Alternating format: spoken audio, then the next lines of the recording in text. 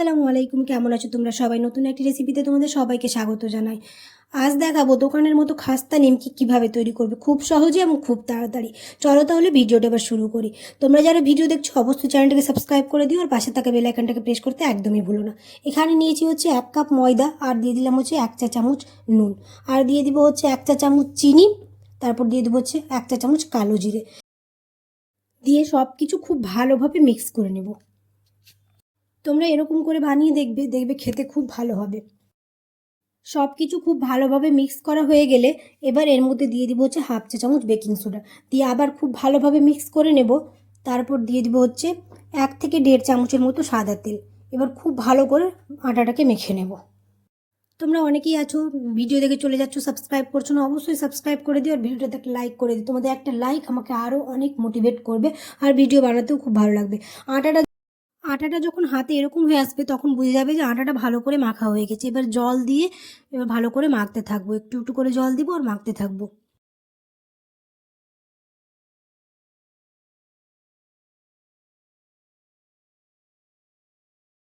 দেখতেই পাচ্ছ ডোটা তৈরি হয়ে গেছে।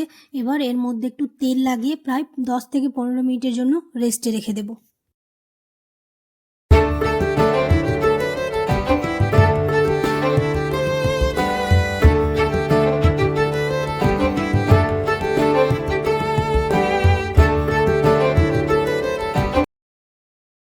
প্রায় 15 মিনিটের মতো রেস্টে রেখেছিলাম। এবার একটু আবার মেখে নেব ভালো করে, দিয়ে তারপর লেচি কেটে নেব।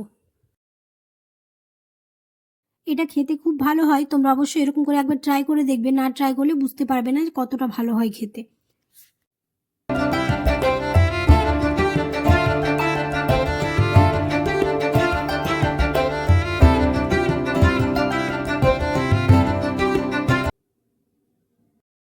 এটা ভালো করে বেলে নিয়েছি। এবার উপরে দিয়ে দিলাম হচ্ছে একটু সাদা তেল, পুরো ডোটাতে লাগিয়ে দেব। তারপর একটু করে দিয়ে দিব হচ্ছে আটা, দিয়ে আবার খুব ভালো করে পুরোটাতে এরকম করে লাগিয়ে তারপর এবার গোল গোল করে নেব।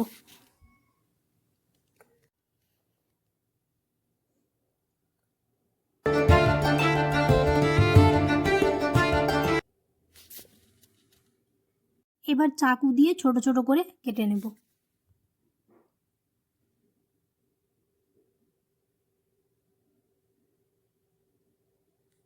এবার একটা একটা করে নিয়ে হালকা হালকা করে বেলে নেব।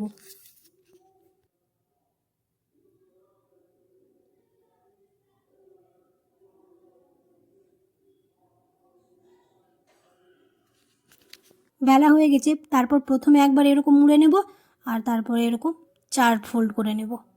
এরকম করে এবার সবগুলো বানিয়ে নেব। আর দেখতে পেলে কতটা ইজি। তোমরা অবশ্যই এরকম করে একবার ট্রাই করে দেখবে আর ভিডিওটা একটা লাইক করে দিও। আর কেমন হয়েছে রেসিপিটা অবশ্যই কমেন্টে জানাতে ভুলো না। একটা কাঁটা চামচ নিয়ে এরকম করে সবগুলোতে কেটে নেবে, তাহলে দেখবে খুব ভালোভাবে ভাজা হয়ে যাবে। এবার এরকম করে সবগুলো বানিয়ে এবার ভাজতে দিয়ে দেব। ওইদিকে তেলটা গরম হতে দিয়ে দিয়েছি, খুব একটা গরম করে নিব না, তেলের টেম্পারেচারটা হালকা থাকবে তখনই ভেজে নেব।